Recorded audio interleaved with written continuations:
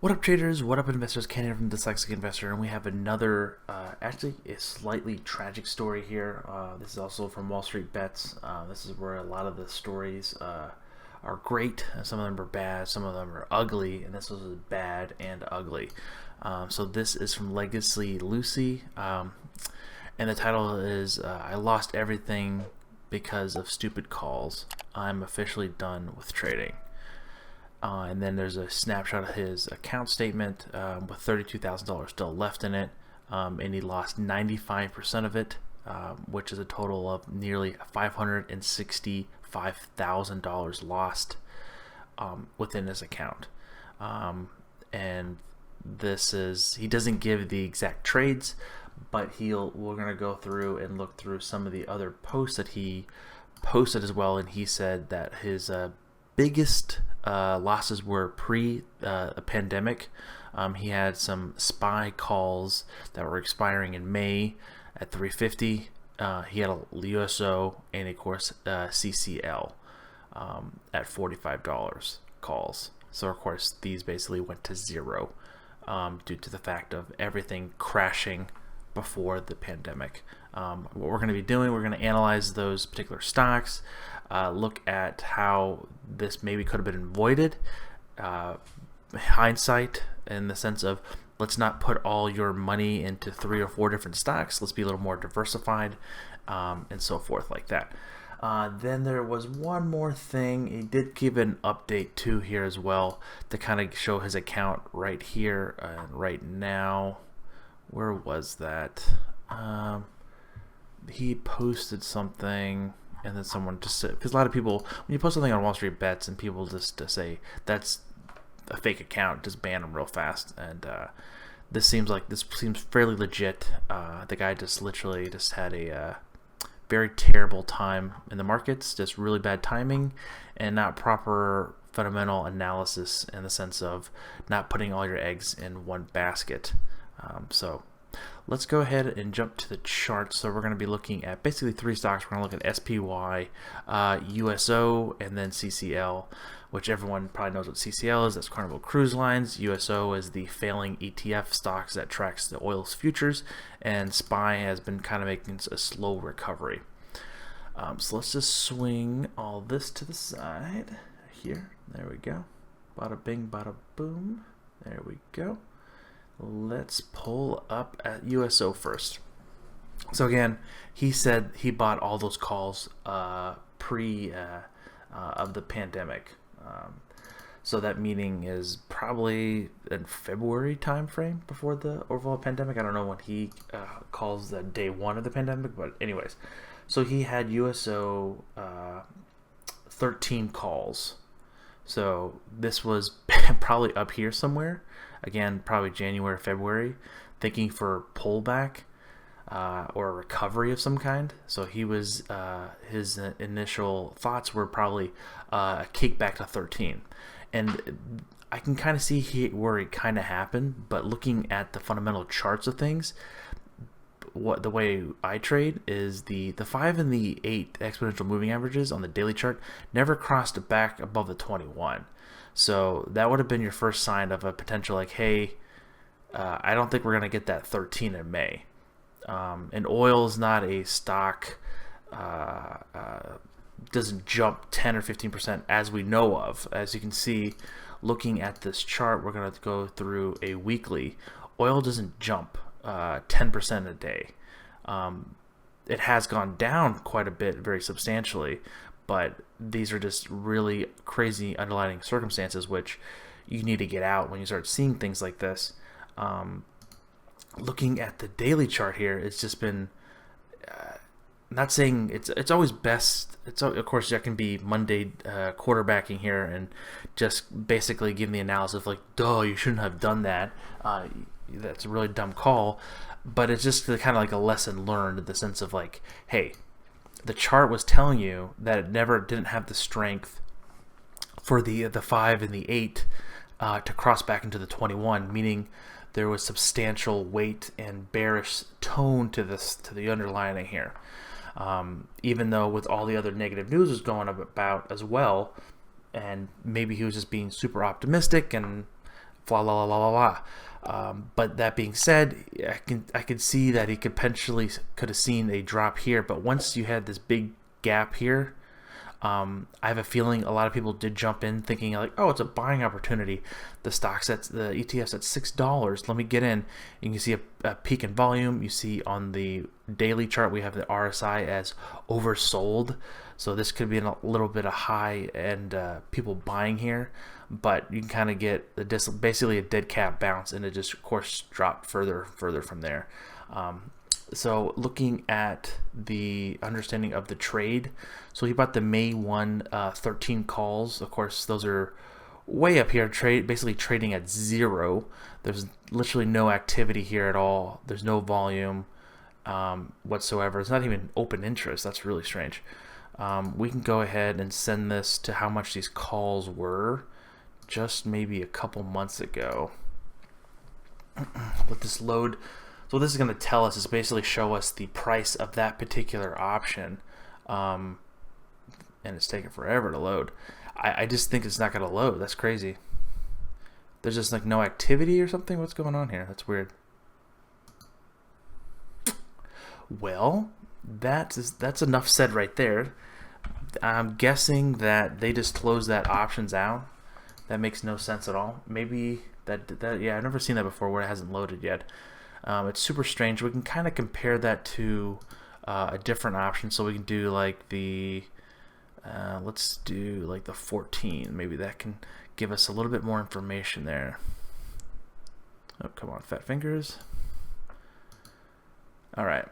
So this option doesn't really make too much sense. So he must have bought it way back when, because this option has always been basically live since the 16th of last month.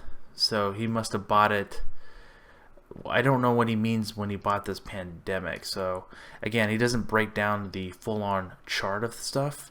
So it's not very clear on when he bought these options unless we see the complete transactions of it. So that being said, he definitely made a wrong bet there, as you can see as in hindsight. So we can go up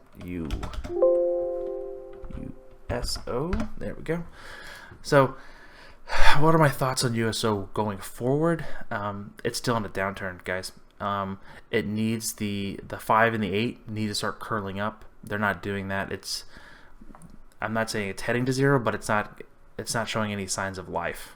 Leave it at that. So next we're going to do SPY. Again, didn't give the date when he bought these calls, okay? So he bought the May 1st 350 calls. Again, he probably thought this bounce here, I'm kind of just guiding on, he probably bought the end of February or the beginning of March for a potential bounce back, seeing that it could have, maybe the market could have bounced off the 200 here and try to make its way higher. Again, just using the analysis of the 5 and the 8, they were still pointing down. Even though we had some jump ups and down, this is what happens within a downtrending bear market, where you have huge swings ups and downs, but they really don't go anywhere. They're just kind of stagnant. You can kind of see this go up, that go down, this go up, that go down, this go down, this goes up, but it's still grinding lower on the very 5 or the 8 exponential moving average, just trending lower. And once you get that early switch with the 5 crossing into the 8, not meaning this is all safe and fine and dandy, but when you have the 5 and the 8 cross into the 21, then you start seeing like, oh, okay, maybe we're seeing some upwards momentum here, and using that cross here for the potential low of what has happened. So once this crossed here at like 260, you're using like the 246 low here for potential to get out if everything just goes sour. And then ever since then, the 5 and the 8 been kind of smoothly kind of going up towards the right, kind of flattening out, with the 21 starting to level off and start going up as well, with the other moving averages starting to curl up and start crossing over as well. Again, we have a lot of overhead resistance here on the SPY at like 294 and 295 5-ish due to the 200 exponential moving average, and then some Fibonacci retracements that come in here, which is the 618, I believe, is this one right here. And that's my overall outlook on that. So he bought the May 1st 350 call.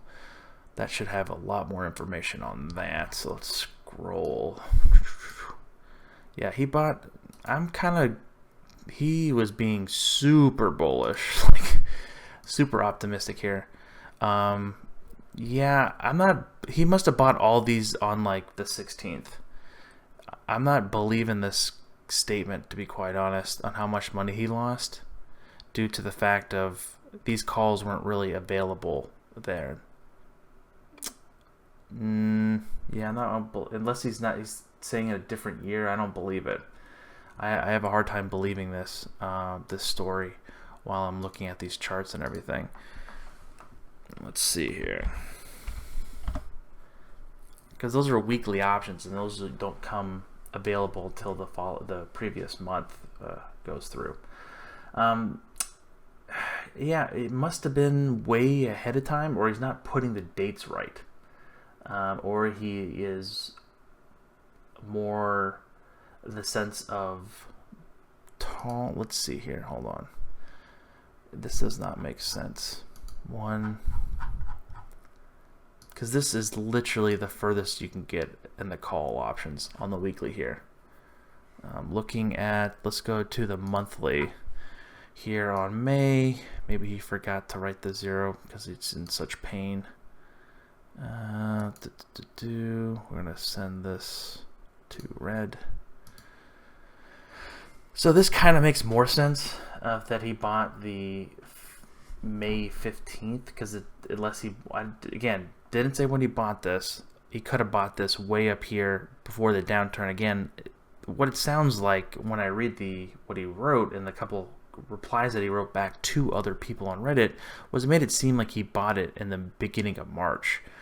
So beginning of March, basically paying a little over $1 potentially, maybe it's 67 cents, so $67 a contract, and then of course is grinding all the way down to 0 due to the fact of the S&P 500 just falling out of the sky at a very rapid pace and just not able to get out or try to roll it or anything like that. So that's very sad on his behalf. And then he had CCL, which is Carnival Cruise Line. Yikes. Yeah. So Carnival Cruise Line, looking at this, again, I think he initially probably bought it at the beginning of March here. He was looking at the May 1st $45 call. So he was thinking it's going to come right back up to here where it was, basically right after earnings. It didn't have a great earnings, kind of fell out of the sky, potentially try to buy it. But what you see here is just like you did with the SPY, was in a huge downtrend, and a very fast downtrend, very violent downtrend, is it did not close above the 5 or the 8 the whole time down. So this was your early indication of like, hey, what's going on here? This is not working out. The trend is still lower until you start getting down here. So you kind of get a double bottom here potentially. Then you start seeing the 5 cross into the 8 and get kind of little spaghettied with it getting crisscrossed here, applesauce, and then you see the 5 and the 8 as well start pointing up. So once this potentially crosses above the 21 and it closes above it for 3 or 4 days, this could be a potential new start in the sense of it starting to do a correction of some kind and potentially grind higher. So I'm just going to put some alerts out here. I'm not going to be trading this because I don't want to touch this with a 10-foot pole. But that being said, I just like to see what happens and to kind of help me gauge on if my indications, my initial assumptions or plan for the stock were right. So I'm guessing he's probably going to traded the wrong one for this one as well, the 45. So again, this hasn't been updated in some time. They probably pulled the 45 call here because the 45 call doesn't even pop up here. So I'm going to guess he meant the May contract. So depending on the May contract was maybe not even available when he bought this. So he's thinking maybe May 15, and of course the 45 call is not on there as well due to the fact of market makers adjusting the market due to the fact of the huge downturn that Carnival Cruise Lines has completely had. So that being said, all these stocks mentioned, particular USO and Carnival Cruise Line, I wouldn't touch with a 10-foot pole unless you're trying to scalp it or just do a quick swing trade in it or do an intraday trade and try to get out before the close of the bell, because you're really flipping a coin if you're leaving money on the table overnight. Again, guys, thank you so much for watching. Don't forget to like and subscribe. If you're interested, I'm going to be potentially doing a Patreon to kind of do some testing on some stuff, doing some beta testing on what members would like out of a membership or something like that. I'm going to be posting a live stream probably coming this Friday, Saturday, Sunday again, do a poll on what is best time for the folks out there. And again, guys, thank you so much for the support. This is Ken from the Dyslexic Investor, and I'll catch you guys on the flip side. Peace.